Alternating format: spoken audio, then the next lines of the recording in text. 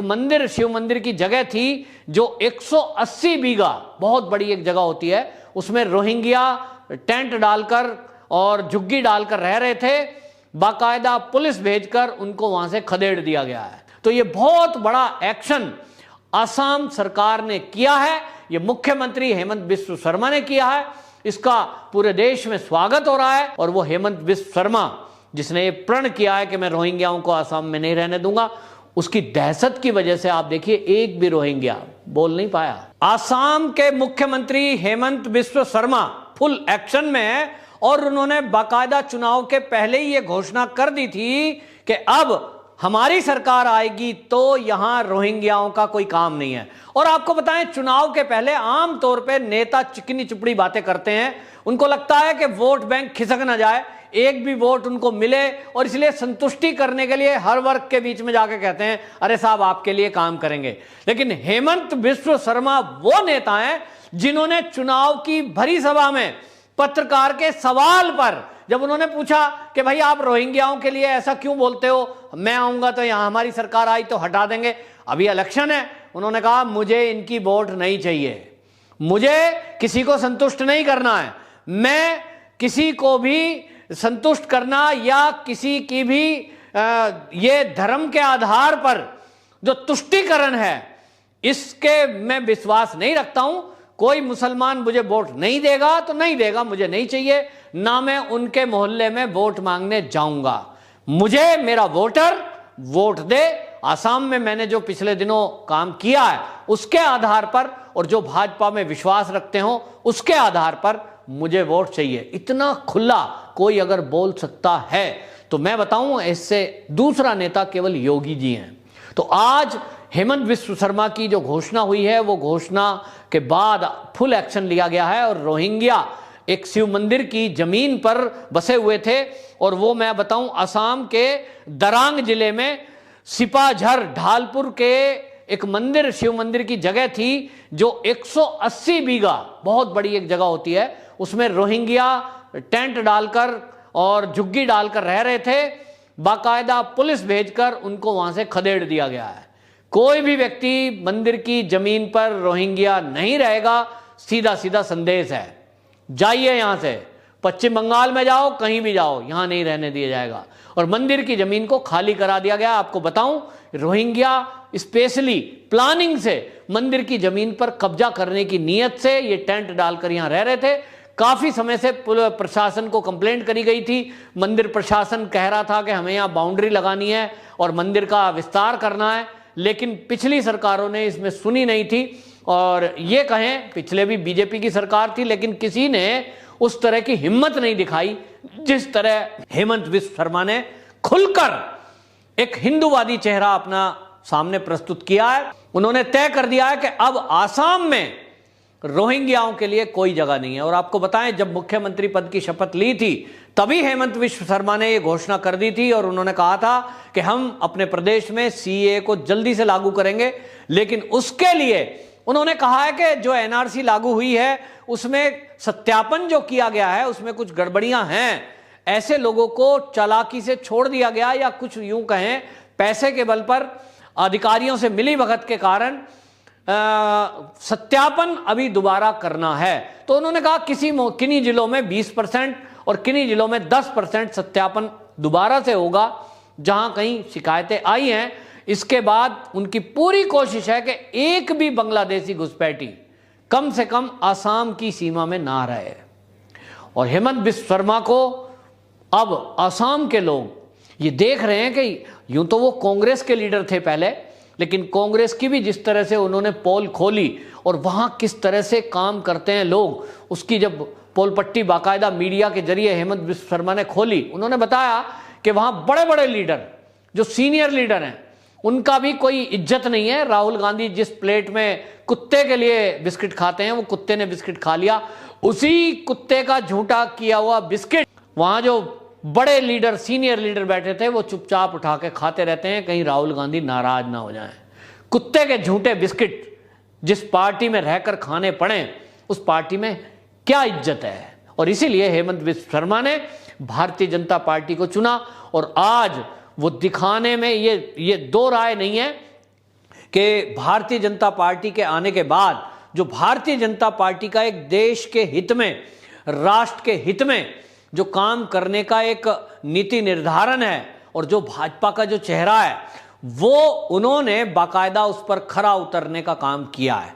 क्योंकि जिस तरह से योगी जी एकदम स्ट्रेट फॉरवर्ड एक्शन लेते हैं, सीधा हिंदुत्ववादी चेहरा है और किसी घुसपैठिए को, बदमाश को वहां शरण नहीं है, इसी तरह हेमंत बिस्व शर्मा को यह देखा जा रहा है कि जिस तरह से वो ताबड़तोड़ एक्शन ले रहे हैं। और आपको बताएं, एक तरफ रोहिंग्याओं के खिलाफ एक्शन हो रहा है, वहीं हेमंत बिस्व शर्मा के जरिए असम के अंदर बदमाशी करने वाले, गुंडागर्दी करने वाले और भ्रष्टाचार करने वाले लोगों को भी चेतावनी दी गई है। अधिकारियों को बाकायदा यह कह दिया गया है। और आपको बताएं, उनके शपथ लेने के बाद जो कोविड का टाइम जो चल रहा है, बाकायदा अस्पतालों में 24 घंटे काम किया जा रहा है, चाहे वो टेस्टिंग को लेकर हो, टीकाकरण को लेकर हो। जितने भी हॉस्पिटल के सीएमओ हैं, उनको आदेश दे दिया गया है कि आप शिफ्ट बनाकर 24 घंटे काम करिए।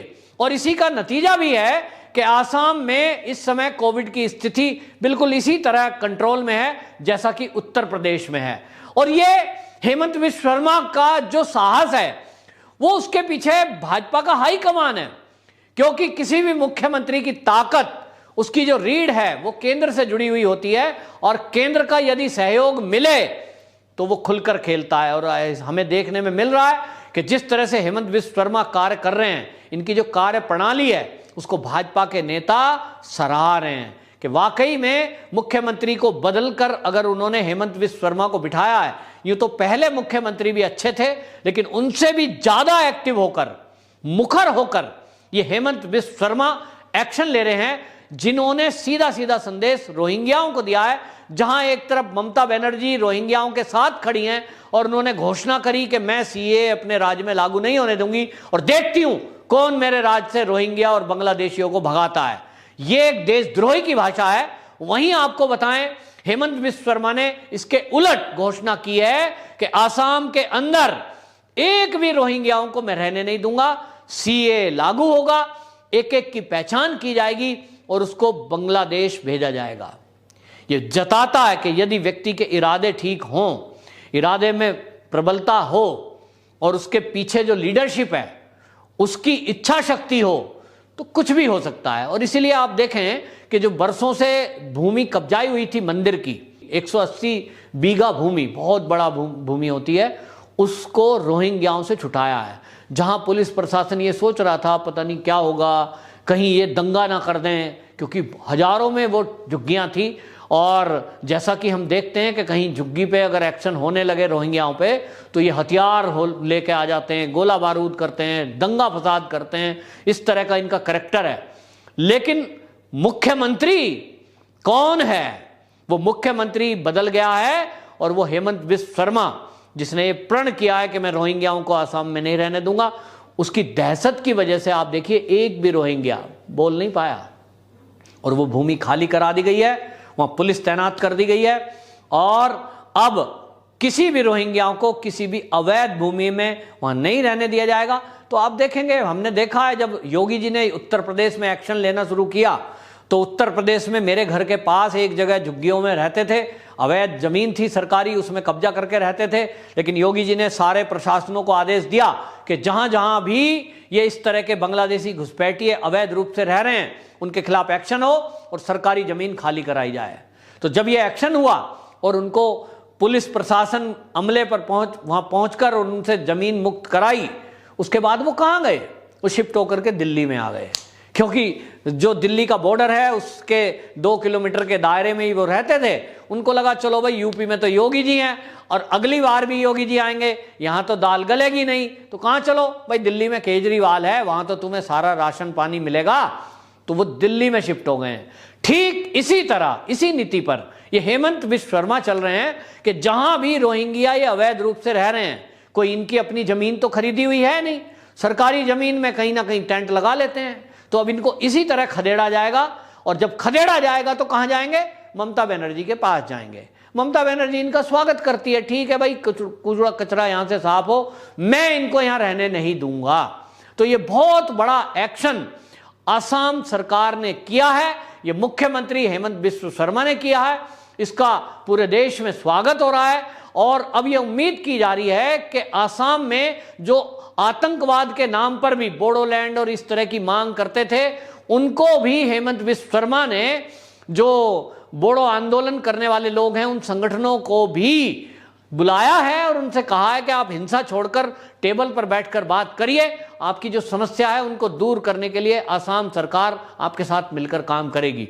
तो इससे समझा जा रहा है कि आसाम में अब आतंक से भी मुक्ति मिलेगी और किसी तरह के आंदोलन और जो प्रदर्शन होते थे यदा कदा, अक्सर देखो आप आसाम में ये बंद हो जाता था। हालांकि ये कम्युनिस्टों की चाल थी, लेकिन हेमंत बिस्व शर्मा के रहते ये चालबाजी भी अब कम्युनिस्टों की वहां नहीं चलेगी। और जिस तरह से चिकन नेक को कब्जा करने की नीयत से ये कम्युनिस्ट लोग सीए के विरोध के नाम पर और ये किसान आंदोलन के नाम पर फर्जी नेताओं को खड़ा करके वो साजिश रच रहे थे, अब ये साजिश कम से कम आसाम के किसी भी क्षेत्र में नहीं होगी।